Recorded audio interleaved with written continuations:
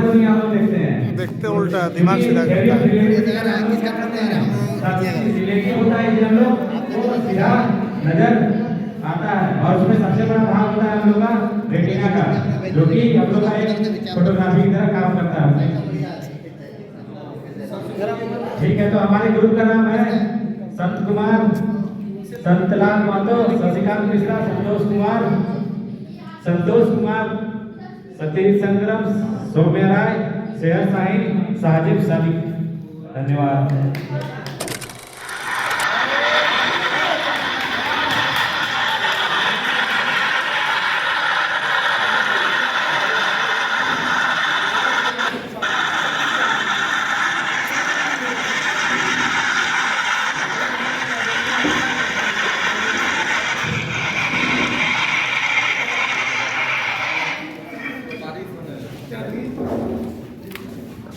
Good afternoon all of you. जिला शिक्षा प्रशिक्षण संस्थान डाइट के प्राचार्य आफ्ताब सर और उनके फयाज आलम सर के सहयोग से हम पीबीएल को लगातार अंजाम दे रहे हैं। आज पीबीएल का चौथा दिन है और पीबीएल में आज हम लोगों को टॉपिक मिला हुआ था तड़ित और भूकंप। हम लोग जानते हैं कि बारिश होती है, बादल बनने के बाद बादल का गिरना को बारिश कहते हैं, और बादल जब भारी होने लगती है तो आपको वो चलने लगती है, हवाओं की सहायता से वो क्या होती है, चलने लगती है।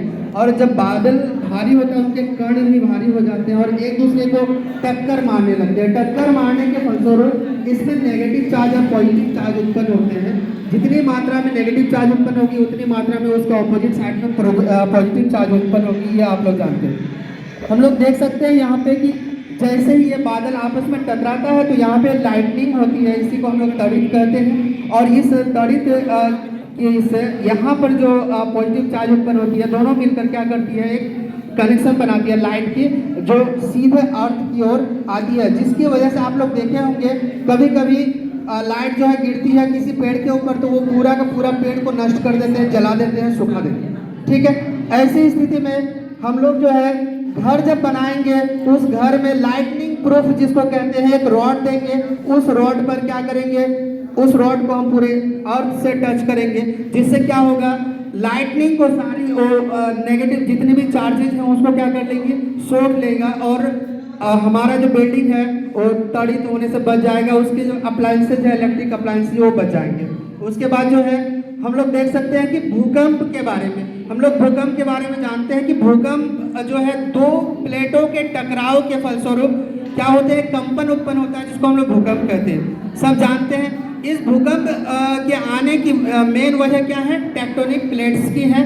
हम जानते हैं हमारे पृथ्वी कई प्लेटों से मिलकर बनी हुई होती है और भूकंप आने से हमारे जो जान माल की हानि होती है उससे ज़्यादा हानि हमारे बिल्डिंग मटेरियल्स पर होती है। जो सबसे ज़्यादा इंफ्रास्ट्रक्चर हमारे इसमें खर्च होते हैं, जिसमें और उसी खर्च में से हमारे क्या होते हैं, धाराशायी हो जाते हैं लाखों। 1934 ईस्वी की अगर भूकंप की बात की जाए तो बिहार के भूकंप जो है चौथे जोन में आता है, जो काफ़ी डेंजर है और लाखों आबादी की हानि हुई थी उस समय। और उसके फलस्वरूप आगे हम लोग क्या करें, इसकी सावधानी, तड़ित से बचने की सावधानी और भूकंप से बचने की सावधानी के लिए आगे हमारे साथी शिक्षक विस्तार से बताएंगे आपको। आप सुन।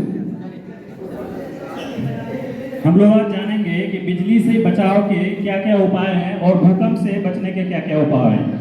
सबसे पहले जानेंगे बिजली से बचने के उपाय।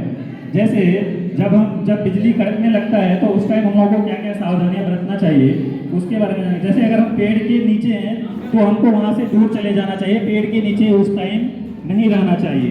दूसरी चीज़ है कि हम लोगों को पेड़ के नीचे से खुले मैदान में जाना चाहिए और आसपास में अगर बिजली के खंभे हैं तो उनसे दूर चले जाना चाहिए। ठीक है, और एक चीज़ क्या है कि घर के अंदर के जितने भी इलेक्ट्रॉनिक डिवाइसेस हैं, जैसे फ्रीज हो गए और लाइट वगैरह, फैन जितने, वो सबको बंद कर देना चाहिए। उसी तरह से भूकंप के भी कुछ बचाव हैं जो हम लोगों को करना चाहिए भूकंप के दौरान। जैसे अगर हम लोग घर के अंदर हैं तो उस टाइम हम लोगों को मेज़ या कोई ऐसी चीज़ जो घर के अंदर है उसके नीचे चले जाना चाहिए, ताकि अगर ऊपर से कोई चीज़ सर पे गिरे तो उससे हम बच सकें। और तीसरी चीज़ क्या है कि कोई अगर खिड़की है, मान लीजिए अलमीरा है, वो सबसे हम लोगों को दूर जाना चाहिए। गैस के कनेक्शन जो है वो बंद करना चाहिए। एलपीजी के सिलेंडर हैं उसके नॉब को बंद कर देना चाहिए।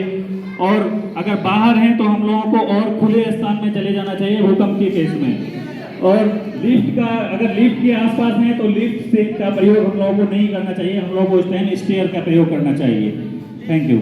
और हमारे जो इसमें प्रतिभागी लोग हैं उसमें हैं मोहम्मद दानिश रेजा, मोहम्मद दिलनवाज, मोहम्मद मुजाहिर हुसैन, मोहम्मद निसार आलम, मोहम्मद रैयान हाजिक, मोहम्मद सद्दाम, मोहम्मद मुस्तफ़ा और मैं मोहम्मद कमर रजा। Thank you. और हमारे प्रोजेक्ट का नाम है संरक्षित एवं सुरक्षित रखें। ये चैप्टर पौधों और जंतुओं के संरक्षण पर बेस्ड ये प्रोजेक्ट उसी पर बेस्ड है। फिर अगर हम इस चैप्टर में देखें तो बच्चों को सबसे पहले हमें पता होना चाहिए कि फ्लोरा फौना क्या है। तो किसी भी विशेष क्षेत्र में पाई जाने वाली जो पेड़ पौधे हैं वो फ्लोरा कहलाती हैं। और अगर हम बात करें फौना की यानी प्राणी जात, तो उसको है कि किसी भी विशेष क्षेत्र में पाए जाने वाले जो जीव जंतु हैं वो फौना कहलाते हैं। फिर है कि पर्यावरण क्या है, जो कुछ भी हमारे सराउंडिंग्स में है, जो कुछ भी हमारे चारों ओरों से हमें घेरे हुए हैं वो हमारा पर्यावरण कहलाता है। फिर है कि पारिस्थितिकी तंत्र क्या है। जब भी हम संरक्षण की बात करते हैं तो पारिस्थितिकी तंत्र वर्ड आता है। तो जैविक और अजैविक घटकों से निर्मित क्रियात्मक और संरचनात्मक इकाई को हम क्या कहते हैं, पारिस्थितिकी तंत्र कहते हैं। फिर है कि जैव विविधता के संरक्षण की बात करते हैं, जैसा कि हमारा मॉडल भी जैव विविधता पर डिपेंड है, बनाया गया है। फिर अगर हम इसको डिफाइन करें तो कि जैव विविधता एक्चुअल में है क्या, तो हम कह सकते हैं कि किसी विशेष आवास या पारिस्थितिकी तंत्र में जीवन की विविधता, जिसमें वनस्पति और जीव जंतु सभी शामिल हैं, वो क्या कहलाती है, जैव विविधता कहलाती है। और अगर हम इस बच्चों को इस चैप्टर को समझा रहे हैं, या हमें भी पता होना चाहिए कि वनोन्मूलन क्या है। हमें पता है कि हम अपनी ज़रूरतों के लिए अपने भूमि का उपयोग, वनों को काट कर हम किसी और चीज़ के लिए जब हम उपयोग करते हैं तो हम उसको कहते हैं कि वनोन्मूलन हो रहा है। तो वनों की कटाई से हम पर्यावरण को क्षति पहुंचा रहे हैं। तो ये वनोन्मूलन के दुष्परिणाम हमको अभी भी दिखाई देते हैं, जैसे कि एयर पोल्यूशन एक बहुत बड़ी समस्या है हमारे महानगरों की। उसके अलावा अगर जैव विविधता हमें पता है तो अगर हम देखें कि विश्व स्तर पर पर्यावरण संरक्षण की बातें कब शुरू हुई, जब हमने पर्यावरण को नुकसान पहुंचाना शुरू किया तभी उसकी संरक्षण की बातें शुरू होने लगी। और सबसे पहले अगर हम देखें तो वैश्विक स्तर पर 1972 में 5 जून को सम्मेलन आयोजित किया गया। वो सम्मेलन का नाम था मानव पर्यावरण पर संयुक्त राष्ट्र सम्मेलन। इसी के आधार पर पहला विश्व पर्यावरण दिवस 5 जून 1974 को, यानी कि सम्मेलन के 2 साल बाद मनाया गया। फिर आता है कि वन्य जीवों का संरक्षण क्यों करना चाहिए। अगर हम वन्य जीवों का संरक्षण करेंगे तो हम अपने पारिस्थितिकी तंत्र को सुरक्षित करेंगे, हम अपने जीवन को संरक्षित कर सकेंगे, पोषण स्तर की सुरक्षा होगी और हमारा अस्तित्व खतरे में नहीं आएगा। फिर आता है वन्य जीवन संरक्षण के लिए सरकार स्तर पर भी प्रयास किए जाते हैं, जिसके लिए सरकार ने राष्ट्रीय उद्यान, वन्य जीव अभ्यारण्य और जैव मंडल आरक्षित क्षेत्र जैसे कुछ क्षेत्रों को चिन्हित किया है और उस पर सरकार प्रयास करती है। इसके अलावा भी सरकार ने टाइगर कंजर्वेशन के लिए, एलिफेंट कंजर्वेशन के लिए, इन सब के लिए अलग अलग स्कीम्स और स्कीम्स चलाई थी। फिर आता है कि राष्ट्रीय उद्यान और वन्य जीव अभ्यारण्य है क्या। तो बच्चों को ये पता होना चाहिए कि राष्ट्रीय उद्यान क्या है, वन्य जीव अभ्यारण्य क्या है और जैव मंडल आरक्षित क्षेत्र क्या है। जैव मंडल आरक्षित पर्यावरण कंजर्वेशन के लिए कुछ क्षेत्रों को आरक्षित कर दिया जाता है, जहाँ पर उस क्षेत्र की जनजातियाँ भी जीवन यापन हेतु उनमें हस्तक्षेप नहीं होता है।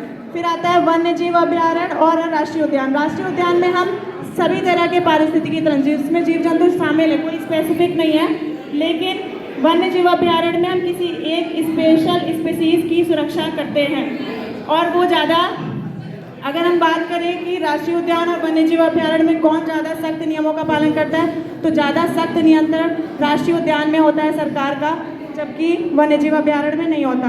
उसके अलावा अगर हम वन्य जीवों की संख्या के आधार पर कि उनके में कमी आ रही है या क्या हो रहा है, हमारे जीव जंतुओं की संख्या क्या घट रही है, कैसे है, तो इसके लिए रेड डाटा बुक IUCN के द्वारा जारी की जाती है। IUCN international union for conservation of nature एक जिसमें से बहुत सारे सूचनाएं हमारे बेनिफिशियरी होती है, लाभकारी होते हैं, बहुत सारे जो हानिकारक होते हैं। में ज़्यादातर से जो हमें डिजीज पहुंचाती है, जो बीमारियां पहुंचाती है, वो हानिकारक हो चुकी है, जैसे जीवाणु, विषाणु, कवक और प्रोटोजोआ, मेटाजोआ इत्यादि। जीवाणुओं से होने वाले रोग जैसे टाइफाइड और हैजा, निमोनिया, प्लेग, काली खांसी इत्यादि है।